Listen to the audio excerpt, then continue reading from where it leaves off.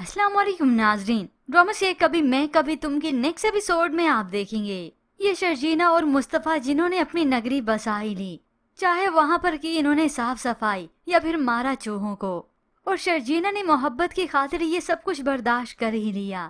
अब घर में तो ये सब कुछ बर्दाश्त कर ही रहे हैं, मगर जो कुछ अब घर के बाहर होने वाला है वो तो शर्जीना और मुस्तफ़ा दोनों की बर्दाश्त से बाहर है।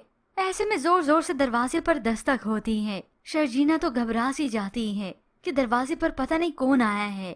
आखिर दरवाजा उसने खोल ही लिया। हो सकता है ये इस मोहल्ले के बच्चों की ही शरारत हो। जबकि दूसरी जानिब उधर अदील तो अपनी नाम निहाद इज्जत बचाता फिर रहा है। खुद तो टके की इज्जत है नहीं, बीवी के पल्लू से बंधा है, उसी का खा भी रहा है और उसे लूट भी रहा है। ये अलग बात है, उसे चीट भी कर रहा है उसकी दोस्त के साथ अफेयर चलाकर। अब यही अदील बड़ा इज्जतदार बना फिरता है, अपने माँ बाप से गिला करता है। अगर बिजनेस कम्युनिटी में ये बात जाती कि मेरा सगा भाई चोरी के इल्जाम में अरेस्ट हुआ है तो मेरी क्या इज्जत रह जाती, बताएं आप। क्योंकि रुबाब ने धमकी जो दी थी कि वो पुलिस को बुला लेगी, और इस हकीकत के बारे में तो अदील को भी अंदाजा हो चुका है कि ये सब कुछ किया कराया उसी की अपनी बीवी का ही था, कोई पैसे चोरी नहीं हुए थे। माँ अब अलग सारे एहसान जतलाती है इस रुबाब के अपने शोहर के ऊपर।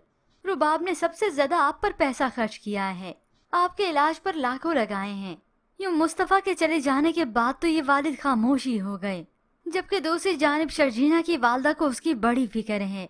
मुझे शर्जीना की तरफ से दिल में एक अजीब सी फिक्र है, पता नहीं वो खैरियत से तो है। और वहाँ पर मुस्तफ़ा और शर्जीना का रहा सहा सुकून तो तब बर्बाद होता है जब इस मोहल्ले वाली औरतों की लड़ाई झगड़े इन तक भी पहुँच गए।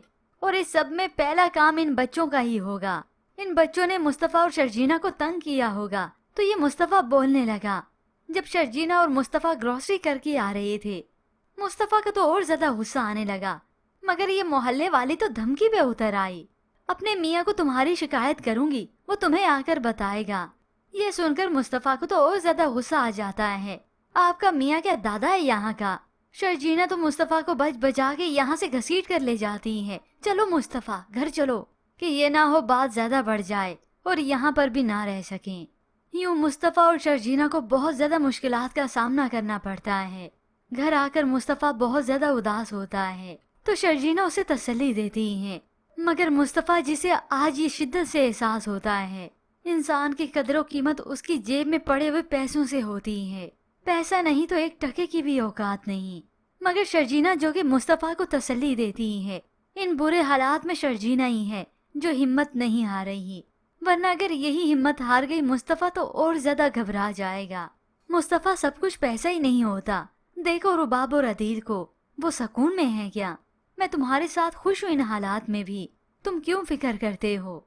तो उधर होप्स बहुत जल्द अब इस रुबाब की हकीकत इस माँ के सामने तो खास तौर पर आएगी, जो अदील की वालदा इस रुबाब के लिए बिच बिच जा रही हैं। असल में सलाम इस रुबाब को नहीं बल्कि उसके पैसे को है, और इसी पैसे के ही जोर पर वो इन सबको जलील करेगी।